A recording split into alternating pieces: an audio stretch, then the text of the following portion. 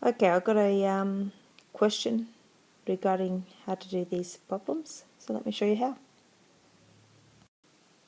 Okay, with question A, you have 3m minus 3 over 7m minus 7.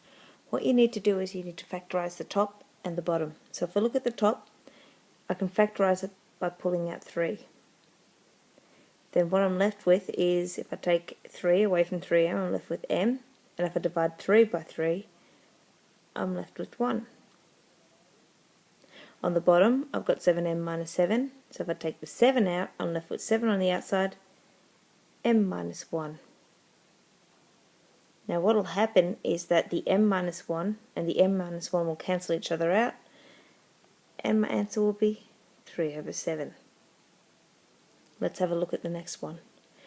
We've got 4y minus 16. What's a common factor to 4y and 16? It's 4. So I'm going to have 4 outside the brackets, and then y minus 4. Underneath I've got 2y plus 6, so I'm going to pull out 2. I've got 2y plus 3, because if I pull 2 out of 6, I'm left with 3.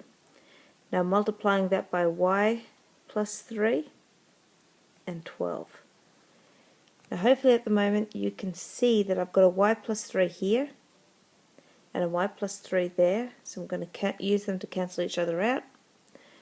I've got a 4 here and a 12 here. I'm going to work them against each other, and I'm going to make 4 1 and the 12 3.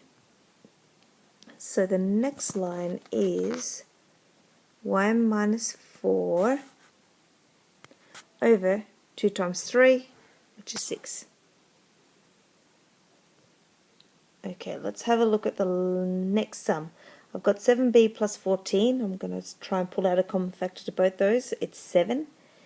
So I'm going to have 7 outside of b plus 2, because 14 divided by 7 is 2. Can't do anything to the 3. Let's look at the next line. Oh, it's a divide. Let's turn that around. I'm going to make it a multiply. I'm going to put the 9 on top and the b plus 2 down the bottom. So what this means, I can cancel the b plus 2 out. I can look at the 3 and the 9 and say, well, there's 1 3 and 3. There's 3 3s and 9.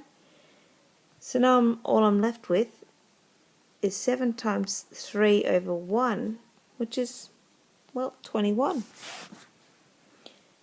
Let's look at the last one. I might actually do that on a fresh page. Okay, here's the last question. What I have is 3s squared t minus 9st squared over 2x plus y. I've got 4x plus 2y over 6st divided by 2s minus 6t over 8. Again, what we need to do is we need to factorize. So let's look at this first statement first. The 3s squared t minus 9st squared. What's the common factor? I'm seeing a 3 in both values. I'm seeing an s and I'm seeing a t. So I will pull out 3st out of both of them.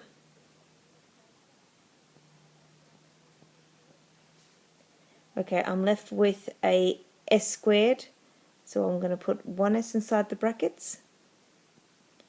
And because of the 9, I've got a 3, because 9 divided by 3 is 3, and because of the t squared, I've got a t. So s minus 3t. Close the brackets. Now down on the bottom, I can't do much of it. There's no common factors to either of those statements, so I have to leave it as 2x plus y. Let's look at the next part. 4x plus 2y. There's only one common factor, that's 2. So I'm going to chuck that out the front. I've got 2x plus y. Then on the bottom I've got 6st, can't do much with that. Let's just leave it. Now I've got a divide by. If we want to change a divide by, we multiply it, tip it upside down, put the 8 on top. There is something I can work with, 2s minus 6t. I can pull out a 2. I'm left with s minus 3t. Okay, let's cancel out the common factors. I've got an s minus 3t here and an s minus 3t here, so I'm going to cancel them out. Done. and done. I have a 3st here and a 6st here. So what I'm going to do is I'm going to cancel out the st. I'm going to take the 6 and the 3 and say, well, I've got 1 and 2. I can also see that I've got 2xy here and a 2xy here. So see you later, guys. You're done. Let's rewrite the equation and see what we have, because it's getting kind of messy. So I have a 1 times 2 times 8